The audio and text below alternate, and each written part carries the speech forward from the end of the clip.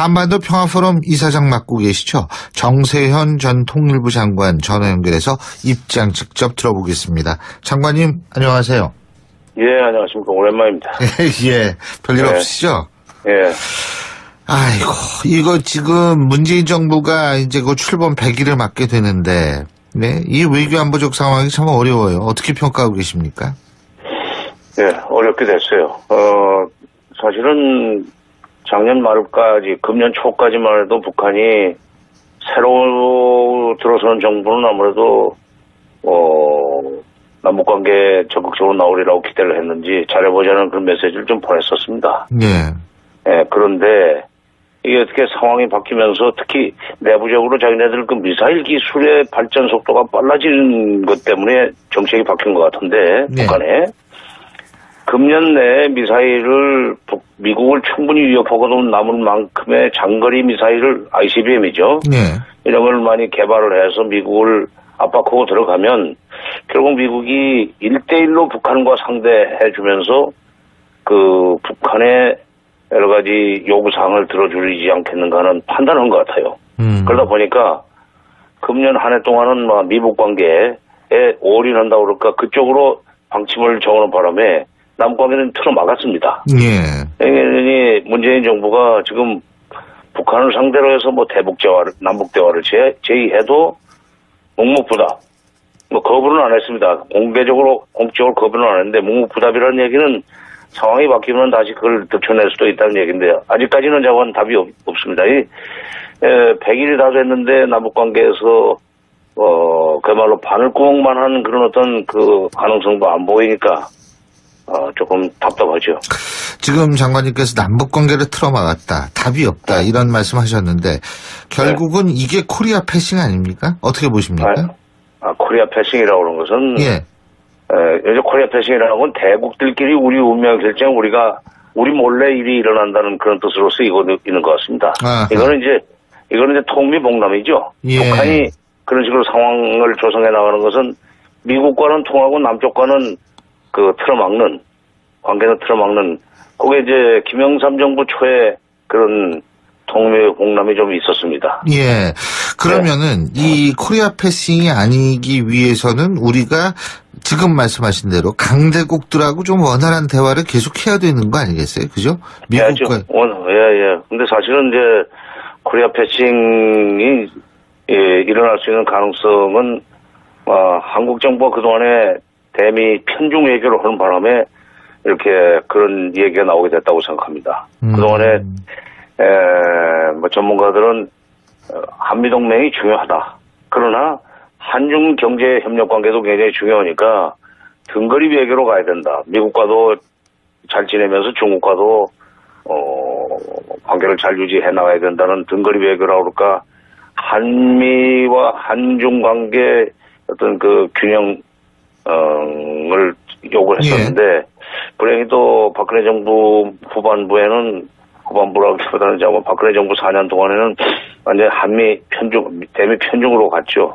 그러다 보니까 이게 모든 문제를 미국이 중국과 협의를 하는 그런 식으로 상황이 풀려나갔습니다. 특히 중국 역할론, 중국 책임론 여기 나오는 바람에 이제 트럼프 정부에 와가지고는 더더구나 미국이 직접 북한을 압박하면서 북핵 문제를 해결하라 이렇게 되니까 남북관계는 막혀있고 이러면서 코리아 패싱 우려가 나오게 됐지만 그건 또 해결책이 있습니다.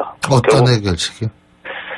미국한테 강하게 우리 빼놓고 이 일을 하려고 하지 마라 하는 메시지를 계속 보내야 돼요. 예를 들면 지난번 휴가 끝나고 문재인 대통령이 돌아와가지고 트럼프 대통령과 통화하면서 한반도에 전쟁이 일어나서는 절대로 안 된다는 얘기를 확실하게 했다고 하잖아요. 예. 한반도에 전쟁을 벌리려면 북한을 선제 타격하려면은 우리 동의를 받아야 된다는 얘기를 해야 되고 그건 대통령 혼자 해야 될 일은 아닙니다. 여론 전체가 그쪽으로 가면은 미국이 우리 빼고 중국과 우리 운명을 결정하는 그 협상을 하거나 또는 우리 빼고 대북 선제 타격을 하거나 그지는 못하죠. 그러니까 지금 코리아 패싱을 확실히 불식시키기 위해서는 미국한테 강력하게 우리 입장을 투영하도록 노력해야 된다 이 말씀이시군요, 그죠? 그렇죠. 현재는 예, 그나마 말이 되는 것은 미국이거든요. 또 예. 중국은 지금 사드 때문에 얘기가 안 되니까. 예. 네. 예, 알겠습니다. 네. 근데 지금 8월 위기설 얘기 많지 않습니까? 그죠? 잘 나오고 있죠. 뭐 미국 언론에서는 어제 그 인터넷 보니까 뭐 북한 선제 타격 시나리오 4가지를 막 3가지인가 4가지를 막 언급하고 이러는데, 근데 청와대는 한반도 위기설에 동의할 수 없다, 지금 이렇게 얘기를 하는데, 이 부분은 네. 어떻게 판단하고 계십니까? 저는 이 8월 위기설이라고 하는 것이 상당히 그 장사 속에서 나온 얘기라고 봅니다. 지금 미국은 우리하고 달라서 10월부터 회계연도가 시작이 됩니다. 예산 집행이 시작돼요. 새 예산이. 9월이면 이제 그 결정이 돼야 되죠. 8월이 되면은 예산 문제와 관련해서 피크 타임입니다, 이게 지금. 예. 그러니까 이 위기설이 돌면, 한반도 위기설이 돌면 적어도 태평양 사령부 내지는 극동 지역의 미군 예산 또는 주한미군 예산을 손을 댈 수가 없죠. 그런 그 배경이 좀 있고, 그런 군산복합체와 연결이 되어 있는 그 어떤 전문가들이 내돌리는 얘기라고 보고, 네. 또 하나는 4월 달에는 또 4월 위기설이 나오지 않았었습니까? 예.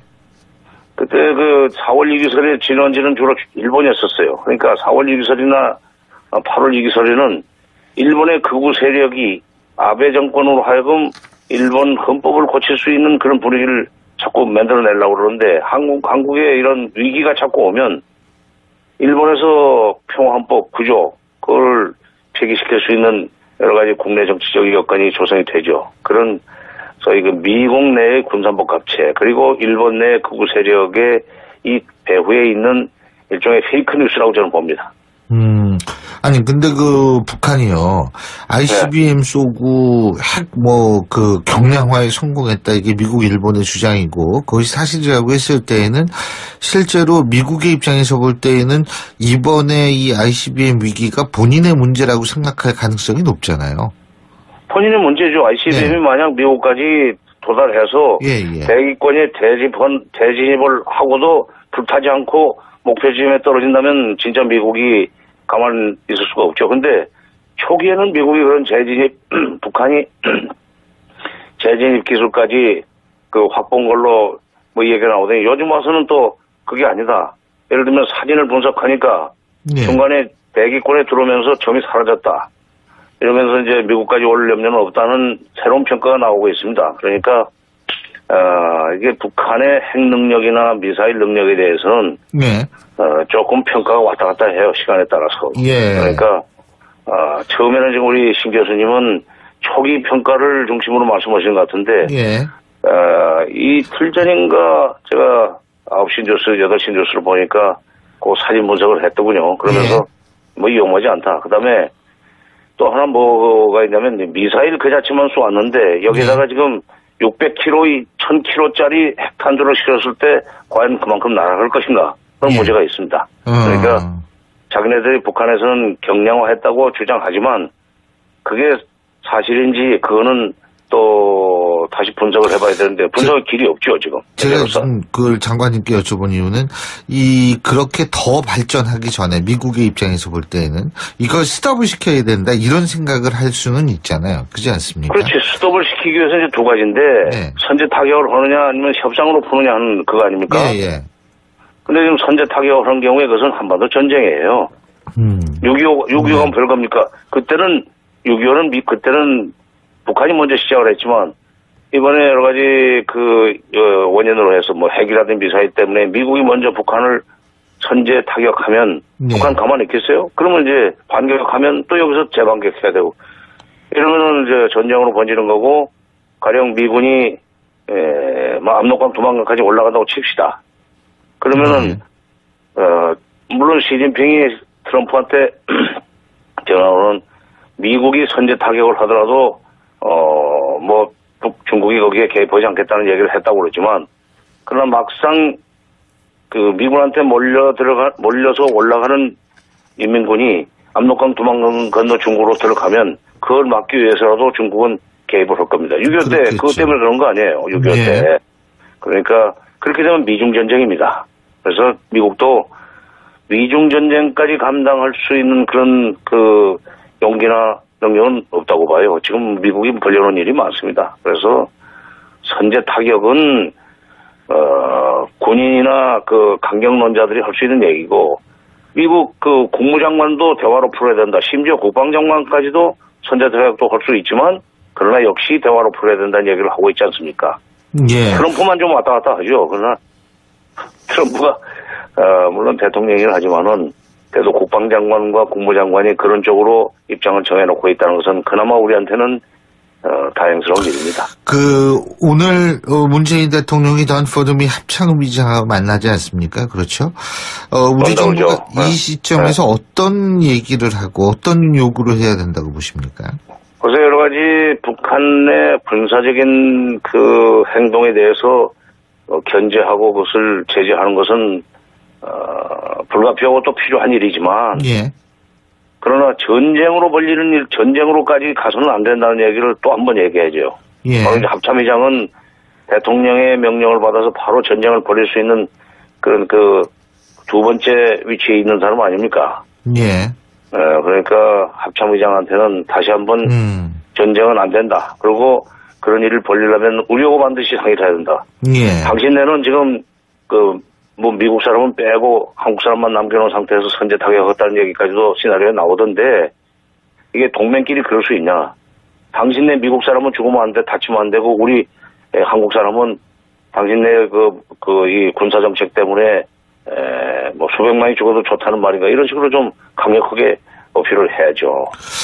근데 왜 박선원 전 비서관 있지 않습니까? 문재인 대통령이 외교안보 자문그룹 중에 한 명으로 꼽히고 있는데, 오늘 아침 조간신문에 이런 게 나왔어요. 봤어요, 저도. 예, 봤는데. 예. 전술핵 재반입, 김정은 정권 교체를 위한 심리전쟁 개시. 근데 어떻게 보십니까? 네. 그 박 박사가 한때 캠프에서 일을 했죠. 예. 근데 지금 뭐 정부에 들어가지는 않았습니다. 예. 그러면서 문재인 대통령의 뭐 외교안보 책사라고 그런 것은 현실적으로 맞지 않는 얘기고, 예. 지금 대통령의 대북 정책이라든가 대미 외교안보 이런 것은 전부 팀이 짜여져 가지고 그 사람들이 대통령을 보좌하고 있는데, 지금 창밖에 있는 사람이 네. 뭐 얘기해가지고 뭐 영향이 있겠어요. 그리고 제가 볼 때는 조금 비현실적인 얘기를 합니다. 이 전술핵을 배치를 해놓으면, 예. 북한의 핵 보유를 기정사실화하는 것입니다. 네. 그런 일종의 이율배반적인 또는 모순이 있는 문제고, 전술핵 재배치는 그건 조심스러운 문제예요.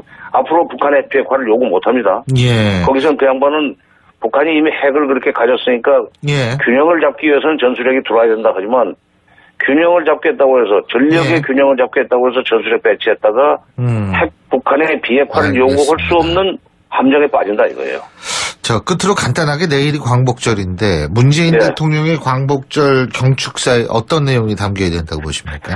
절대로 이런 미국이나 국제사회를 상대로 해서 ICBM 같은 걸 자꾸 발사해가지고, 예.